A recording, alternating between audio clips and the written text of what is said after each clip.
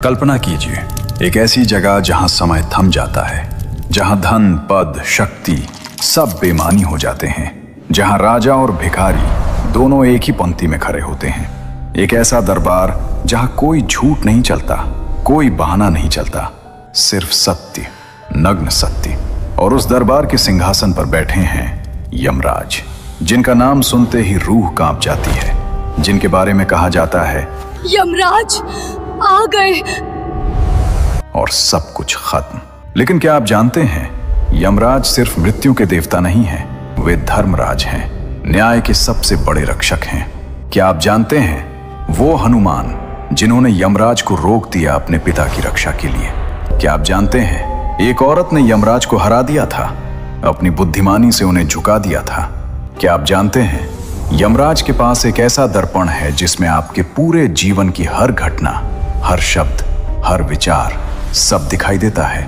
आज की इस यात्रा में हम खोलेंगे यमराज के उस संसार को जहां हर आत्मा को एक दिन जाना ही है। वो कहानियां जो आपकी रूह को छू जाएंगी, वो सच्चाइयां जो आपकी जिंदगी बदल देंगी, और वो रहस्य जो आपने कभी नहीं सुने। तो बने रहिए हमारे साथ, क्योंकि ये सिर्फ एक कहानी नहीं, ये वो सत्य है जिससे कोई नहीं बच सकता, लेकिन जिसे समझ लिया तो डर खत्म हो जाता है। दोस्तों, सबसे पहले बात करते हैं यमराज हैं कौन। लोग कहते हैं मृत्यु के देवता, मगर यह सिर्फ आधा सच है। यमराज का पूरा नाम है धर्मराज यम। धर्म और राज दोनों शब्द ध्यान से सुनिए। धर्म का राजा, न्याय का शासक। वे सूर्य देव और संज्ञा के पुत्र हैं। उनकी एक जुड़वा बहन है यमुना। हाँ, वही यमुना नदी जिसमें आप स्नान करते हैं। यम और यमुना का रिश्ता इतना पवित्र था कि आज भी भाई दूज के दिन यमुना में स्नान करने से यमराज प्रसन्न होते हैं। कहते हैं इस दिन यमराज अपनी बहन से मिलने आते हैं। लेकिन एक साधारण देवपुत्र मृत्यु का देवता कैसे बन गया? अब बात करते हैं यमराज के असली रूप की। पुराणों में यमराज का वर्णन इस प्रकार है। रंग हरा या नील काला। ये रंग गंभीरता और रहस्य का प्रतीक है। आंखें लाल, लेकिन क्रोध से नहीं बल्कि न्याय की तीव्रता से। हाथ में दंड, एक लाठी, ये न्याय और अनुशासन का प्रतीक है। सवारी भैंसा, भैंसा धैर्य और शक्ति का प्रतीक है। सिर पर मुकुट, क्योंकि वे राजा हैं, यमलोक के राजा। लेकिन सबसे महत्वपूर्ण, उनका चेहरा शांत होता है। वे चिल्लाते नहीं, गुस्सा नहीं दिखाते, बस गंभीरता से न्याय करते हैं। यमराज अकेले नहीं हैं, उनके कई सहायक हैं। एक, चित्रगुप्त, कर्मों का हिसाब रखने वाले, हर जीव के हर कर्म का लेखा जोखा। दो, यमदूत, दो प्रकार के। दिव्य यमदूत सुंदर, शांत, पुण्यात्माओं को लेने आते हैं। भयंकर यमदूत काले, क्रोधित, पापियों को घसीट कर ले जाते हैं। तीन, श्यामा और शबला, यमराज के दो कुत्ते, चार आंखों वाले, ये संसार में घूमते हैं और मरने वालों का पता लगाते हैं। चार, न्याय दर्पण, एक दिव्य दर्पण जिसमें आत्मा का पूरा जीवन दिखाई देता है, हर अच्छा बुरा काम। सुनिए ये अद्भुत कथा। जब सृष्टि नई नई बनी थी तब मृत्यु नहीं होती थी, कोई नहीं मरता था, सब अमर थे। लेकिन एक समस्या थी, अगर कोई मरेगा नहीं तो नया जन्म कैसे होगा? अगर पुरानी पत्तियां नहीं झड़ेंगी तो नई कोंपले कैसे आएंगी? ब्रह्मा जी ने सोचा मृत्यु जरूरी है, लेकिन पहली मृत्यु कौन स्वीकार करेगा? तब यम ने कदम आगे बढ़ाया। उन्होंने कहा, मैं पहली मृत्यु स्वीकार करता हूं। मैं मर्त्यलोक जाऊंगा, मैं अपनी देह त्यागूंगा ताकि जीवन मृत्यु का चक्र शुरू हो सके। सोचिए कितना बड़ा त्याग, कितनी बड़ी हिम्मत। यम धरती पर आए और उन्होंने पहली बार मृत्यु का अनुभव किया, इसलिए उन्हें यम कहते हैं। यम का मतलब होता है संयम। जिसने अपने प्राणों पर संयम किया, जिसने मृत्यु को स्वीकार किया। ब्रह्मा जी इतने प्रसन्न हुए कि उन्होंने यम को यमलोक का राजा बना दिया और उन्हें जिम्मेदारी दी हर प्राणी के कर्मों का हिसाब रखने की, न्याय करने की। यमराज बन गए धर्मराज। यमराज को धर्मराज क्यों कहते हैं? क्योंकि वे सिर्फ मारते नहीं, वे न्याय करते हैं। उनके दरबार में कोई भेदभाव नहीं, अमीर गरीब, राजा रंक, ब्राह्मण शूद्र, सब बराबर। आपने जीवन में क्या किया यही मायने रखता है। आपके पास कितना धन था, कितनी शक्ति थी, इससे कोई फर्क नहीं पड़ता। यमराज कठोर हैं, लेकिन क्रूर नहीं। वे निष्पक्ष हैं, लेकिन निर्दयी नहीं। उनका काम है धर्म की रक्षा, और धर्म का मतलब सत्य, न्याय, कर्तव्य। इसीलिए महाभारत में युधिष्ठिर को भी धर्मराज कहा गया, क्योंकि युधिष्ठिर असल में यमराज के ही अवतार थे। पर यह कहानी हम आगे सुनेंगे। अब बात करते हैं यमलोक की, वो जगह जहां हर आत्मा को जाना पड़ता है। पुराणों के अनुसार यमलोक दक्षिण दिशा में स्थित है, इसलिए दक्षिण को यम की दिशा कहा जाता है। इसीलिए कई लोग दक्षिण दिशा में सिर करके नहीं सोते। यमलोक की राजधानी का नाम है संयमनी नगरी। यहाँ एक विशाल दरबार है, सोने के खंभे, चांदी के दरवाजे, लेकिन एक अजीब शांति, एक गंभीर वातावरण। दरबार के बीच में सिंहासन पर बैठे हैं यमराज, हाथ में दंड, आंखें लाल लेकिन शांत, चेहरे पर कोई क्रोध नहीं, बस गंभीरता। उनके बाएं दाएं बैठे हैं चित्रगुप्त, कागज और कलम लिए, हर आत्मा के कर्मों का हिसाब लिखते हुए। और चारों ओर खड़े हैं यमदूत, कुछ सुंदर, कुछ भयानक, कुछ शांत, कुछ क्रोधित। चित्रगुप्त की कहानी बड़ी रोचक है। चित्रगुप्त का मतलब होता है छुपी हुई तस्वीर, जो सब देखता है लेकिन दिखाई नहीं देता। चित्रगुप्त के पास एक विशाल पुस्तक है, अग्रसंधानी। इस पुस्तक में हर जीव के हर कर्म का हिसाब लिखा होता है। आपने कब, कहां, क्या किया, किससे क्या बोला, किसके बारे में क्या सोचा, हर छोटी बड़ी बात सब लिखा है। जब आत्मा यमलोक पहुंचती है तो चित्रगुप्त पुस्तक खोलते हैं और पढ़ना शुरू करते हैं। आत्मा सुनती रहती है, कभी शर्म से सिर झुक जाता है, कभी गर्व से सीना तन जाता है। फिर यमराज निर्णय देते हैं, स्वर्ग या नरक। अब सुनिए हिंदू पुराणों की सबसे सुंदर प्रेम कहानी, एक ऐसी कहानी जिसमें प्रेम ने मृत्यु को हरा दिया।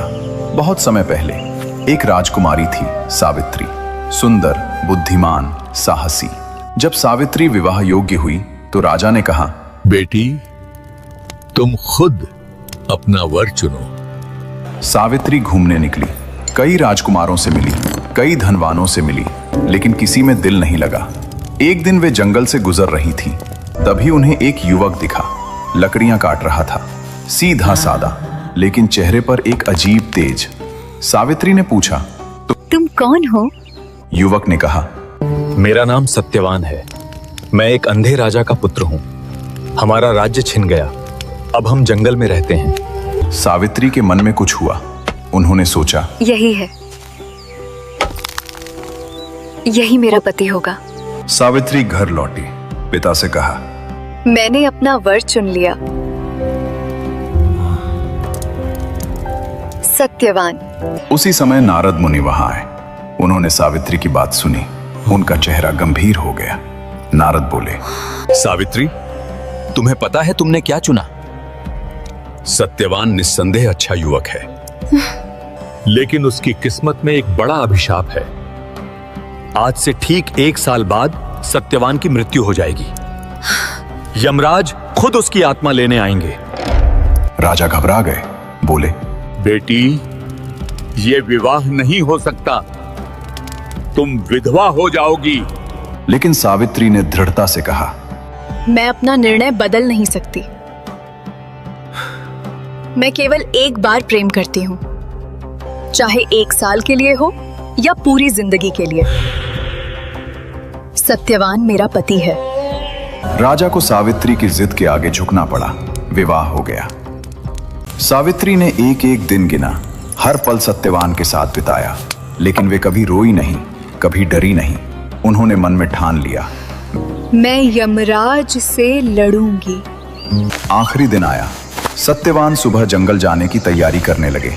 सावित्री ने कहा, मैं भी चलूंगी। सत्यवान बोले, जंगल में काम है, तुम क्यों तकलीफ करोगी? सावित्री ने जिद की, मैं आज तुम्हारे साथ रहूंगी पूरे दिन। दोनों जंगल गए। सत्यवान लकड़ियां काटने लगे, सावित्री पास बैठी रही, चुपचाप, हर पल का इंतजार करते हुए। दोपहर हो गई। सत्यवान ने कहा, मुझे थोड़ा सिरदर्द हो रहा है, मैं थोड़ा आराम कर लेता हूँ। सावित्री ने कहा, मेरी गोद में सिर रख लो। सत्यवान सावित्री की गोद में सो गए। सावित्री बैठी रहीं, धड़कनें तेज, आंखें सजग। अचानक जंगल का वातावरण बदल गया। हवा ठंडी हो गई, पत्ते सरसराने लगे, पक्षी चुप हो गए। और सामने से आते दिखे यमराज। काले रंग का शरीर, लाल आंखें, हाथ में दंड, सिर पर मुकुट, भैंसे पर सवार। सावित्री ने पहली बार मृत्यु को देखा, लेकिन वे नहीं डरी। यमराज ने कहा, सावित्री, तुम मुझे देख सकती हो? यह संभव नहीं। जीवित प्राणी यमराज को नहीं देख सकते। सावित्री बोली, प्रेम सब कुछ देख सकता है, मृत्यु भी। यमराज ने सत्यवान की आत्मा निकाली, एक छोटे से रूप में रस्सी से बांधा और दक्षिण दिशा की ओर चल पड़े। सावित्री भी उठी और उनके पीछे चल पड़ी। यमराज चलते रहे, सावित्री भी पीछे पीछे चलती रही। थोड़ी दूर जाने के बाद यमराज ने पीछे मुड़कर देखा, सावित्री अभी भी आ रही थी। यमराज बोले, सावित्री, लौट जाओ।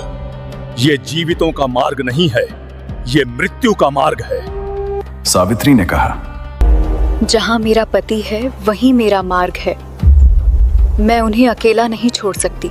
यमराज बोले, लेकिन तुम जीवित हो, तुम्हारा समय अभी नहीं आया। सावित्री ने कहा, समय का क्या? जो पति के बिना जिए वो जीवित नहीं, मृत ही है। यमराज को सावित्री की बात अच्छी लगी। उन्होंने कहा, तुम्हारी भक्ति देखकर मैं प्रसन्न हूं। मांगो एक वरदान, लेकिन अपने पति का जीवन मत मांगना। सावित्री ने कहा, मेरे सास ससुर अंधे हैं, उन्हें आंखें दे दीजिए और उनका खोया हुआ राज्य वापस दिला दीजिए। यमराज ने कहा, तथास्तु, अब लौट जाओ। लेकिन सावित्री नहीं लौटी, वे फिर भी पीछे चलती रहीं। यमराज फिर रुके, बोले, सावित्री, तुम अभी भी आ रही हो? मैंने तुम्हें वरदान दे दिया, अब लौट जाओ। सावित्री बोली, प्रभु, जो आपके पीछे चलता है उसे ज्ञान मिलता है। मैं आपसे धर्म की बातें सुन रही हूँ, मैं क्यों लौटूं? यमराज मुस्कुराए। उन्हें सावित्री की बुद्धिमानी और समर्पण पसंद आया। यमराज बोले, ठीक है, एक और वरदान मांगो, लेकिन अपने पति का जीवन मत मांगना। सावित्री ने कहा, मेरे पिता निःसंतान हैं, उन्हें 100 पुत्र दीजिए। यमराज ने कहा, तथास्तु, अब लौट जाओ। फिर भी सावित्री नहीं लौटी। यमराज तीसरी बार रुके। इस बार वे थोड़ा चकित थे। बोले, सावित्री, तुम्हारा धैर्य और भक्ति अद्भुत है। आखिरी बार पूछता हूं, एक और वरदान मांगो। सावित्री ने बीच में ही कहा, मुझे 100 पुत्रों का आशीर्वाद दीजिए। यमराज ने बिना सोचे कहा, तथास्तु। अगले ही पल यमराज रुक गए। उन्हें एहसास हो गया वे फंस गए। सावित्री बोली, प्रभु, मैं पतिव्रता स्त्री हूँ, मेरे 100 पुत्र तभी हो सकते हैं जब मेरा पति जीवित हो। आपने मुझे 100 पुत्रों का वरदान दिया, इसका मतलब आपको मेरे पति को जीवित करना ही होगा। यमराज स्तब्ध रह गए। वे समझ गए सावित्री ने अपनी बुद्धिमानी से उन्हें मात दे दी। यमराज हंसे, धीरे से हंसे। उन्होंने कहा, सावित्री, तुमने मुझे हराया। तुम्हारे प्रेम, तुम्हारी बुद्धि और तुम्हारे साहस के आगे मैं झुकता हूं। यमराज ने सत्यवान की आत्मा मुक्त कर दी और कहा, जाओ, अपने पति को जीवित करो। तुम्हारा प्रेम अमर है। सावित्री जंगल में लौटी। सत्यवान की आंखें खुली, वे जीवित हो गए। ये कहानी हमें सिखाती है, यमराज निर्दयी नहीं है, वे न्यायप्रिय हैं और सच्चे प्रेम, बुद्धि और साहस के सामने मृत्यु भी झुक जाती है। अब सुनिए एक और अद्भुत कहानी, एक छोटे बालक की, जिसने यमराज से वो ज्ञान पाया जो देवताओं को भी नहीं मिला। बहुत समय पहले एक ऋषि थे, वाजश्रवा। उन्होंने एक बड़ा यज्ञ करने का निर्णय लिया। यज्ञ में उन्होंने अपनी सारी गायें दान करने का संकल्प लिया। लेकिन वाजश्रवा लालची थे। उन्होंने अच्छी गायें तो रख ली और बूढ़ी, कमजोर, बीमार गायें दान कर दी। उनका पुत्र था नचिकेता, चतुर, सत्यवादी और धर्मप्रिय। नचिकेता ने पिता को ऐसा करते देखा। उसे बुरा लगा। उसने सोचा, ये तो धोखा है, यज्ञ में दान शुद्ध मन से होना चाहिए। नचिकेता ने पिता से पूछा, पिताजी, आप यज्ञ में सब कुछ दान कर रहे हैं, तो मुझे किसे दान करेंगे? पिता ने टाल दिया। तुम बच्चे हो, चुप रहो लेकिन नचिकेता ने बार बार पूछा। पिता चिढ़ गए, क्रोध में बोले, तुझे मैं यमराज को दान करता हूँ। ये बस क्रोध की बात थी, लेकिन नचिकेता ने इसे सत्य मान लिया। नचिकेता ने कहा, पिताजी ने मुझे यमराज को दान कर दिया, अब मैं यमलोक जाऊंगा। पिता घबराए। नहीं बेटा, मैंने क्रोध में कह दिया, तुम मत जाओ। लेकिन नचिकेता ने कहा, पिता का वचन झूठा नहीं हो सकता, मुझे जाना होगा। और वो छोटा सा बालक बिना डरे यमलोक की ओर चल पड़ा। नचिकेता यमलोक पहुंचा, लेकिन यमराज घर पर नहीं थे। वे किसी काम से गए हुए थे। नचिकेता दरवाजे पर बैठ गया, इंतजार करने लगा। 1 दिन बीता, 2 दिन बीते, 3 दिन बीत गए। 3 दिन बिना खाए बिना पिए बस शांति से बैठा रहा। तीसरे दिन यमराज लौटे। जब उन्हें पता चला कि एक अतिथि 3 दिन से बिना स्वागत के बैठा है, वे बहुत दुखी हुए। हिंदू संस्कृति में अतिथि को भगवान माना जाता है और यमराज धर्मराज हैं। उन्हें अपनी गलती का बहुत अफसोस हुआ। यमराज ने नचिकेता से कहा, बेटा, तुम 3 दिन तक मेरे घर भूखे प्यासे रहे। ये मेरे लिए बहुत बड़ा अपराध है। इस अपराध के प्रायश्चित के लिए तुम मुझसे 3 वरदान मांग सकते हो। नचिकेता ने पहला वरदान मांगा, मेरे पिता का क्रोध शांत हो जाए, वे मुझसे प्रेम करें। यमराज ने कहा, तथास्तु।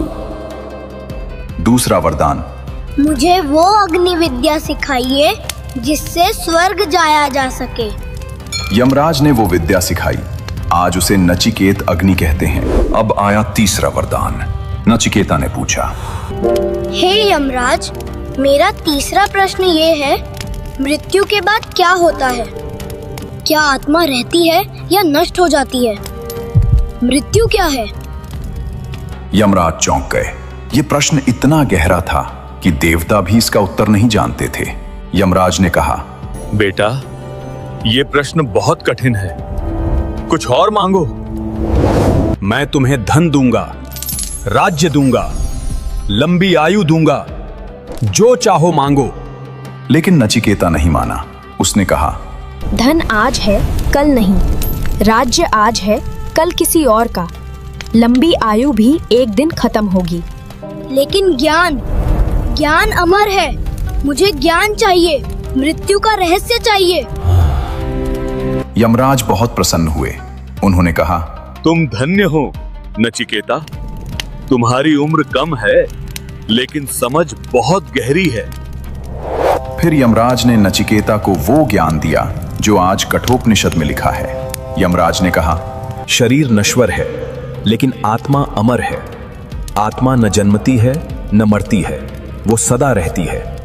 जैसे पुराने कपड़े उतारकर नए कपड़े पहने जाते हैं, वैसे ही आत्मा पुराने शरीर को छोड़कर नए शरीर में जाती है। मृत्यु अंत नहीं है, यह तो एक यात्रा है, एक पड़ाव से दूसरे पड़ाव तक। जो ये समझ जाता है वो मृत्यु से नहीं डरता, क्योंकि उसे पता है मैं आत्मा हूं, शरीर नहीं।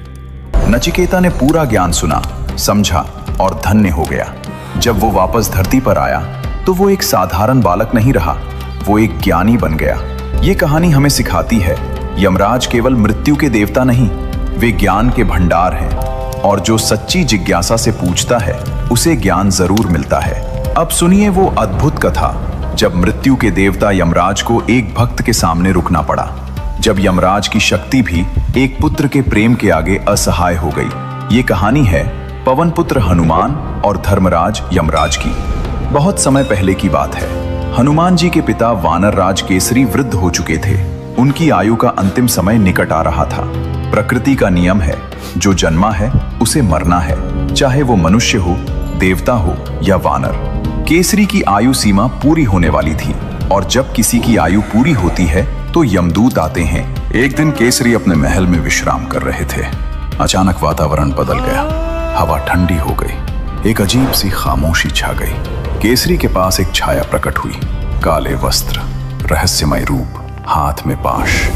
ये थे यमदूत। यमदूत ने कहा, वानर राज केसरी, आपका समय पूरा हो गया है, मुझे आपकी आत्मा यमलोक ले जानी है। केसरी ने शांति से आंखें बंद कर ली। वे जानते थे ये समय आना ही था। लेकिन तभी वहां आ पहुंचे हनुमान जी। हनुमान जी अपने माता पिता की सेवा के लिए घर लौट रहे थे। जैसे ही वे महल में प्रवेश किए, उन्होंने देखा एक रहस्यमयी शक्ति उनके पिता के पास खड़ी है। हनुमान जी तुरंत समझ गए। उनका हृदय पुत्र धर्म से भर उठा। हनुमान जी ने गरज कर कहा, रुको! आवाज इतनी तेज थी कि यमदूत कांप गया। उसने देखा सामने खड़े हैं पवन पुत्र हनुमान, जिनकी शक्ति देवता भी जानते हैं, जो अजर अमर हैं। हनुमान जी ने कहा, मेरे पिता को ले जाने की तुम्हारी हिम्मत कैसे हुई? यमदूत घबरा गया, बोला, हे पवनसुत, मैं केवल अपना कर्तव्य निभा रहा हूं। आपके पिता की आयु पूरी हो चुकी है। हनुमान जी ने दृढ़ता से कहा, जब तक मैं जीवित हूं, मेरे पिता को कोई नहीं छू सकता। यदि आवश्यकता पड़ी तो मैं स्वयं यमलोक जाऊंगा। ये कहकर हनुमान जी ने यमदूत का मार्ग रोक दिया। यमदूत असहाय हो गया। वो खाली हाथ यमलोक लौट गया। जब यमदूत ने पूरी घटना यमराज को सुनाई तो यमराज चिंतित हो गए। यमराज जानते थे हनुमान साधारण वानर नहीं है। उन्हें ब्रह्मा, इंद्र, सूर्य, वायु और शिव के वरदान प्राप्त हैं। वे अमर हैं, अजेय हैं, लेकिन यमराज धर्म के रक्षक हैं। सृष्टि का नियम है, जो आया है उसे जाना भी है। यदि ये नियम टूटा तो संसार का संतुलन बिगड़ जाएगा। यमराज ने निर्णय लिया, मुझे स्वयं जाना होगा। यमराज अपने भैंसे पर सवार होकर निकल पड़े। हाथ में दंड, कमर में पाश, आंखों में दृढ़ संकल्प। वे केसरी के महल पहुंचे, लेकिन वहां द्वार पर खड़े थे हनुमान जी, शांत लेकिन दृढ़। यमराज ने विनम्रता से कहा, हे अंजनी पुत्र, मैं आपके पिता की आयु सीमा पूरी होने के कारण आया हूं। यह प्रकृति का नियम है।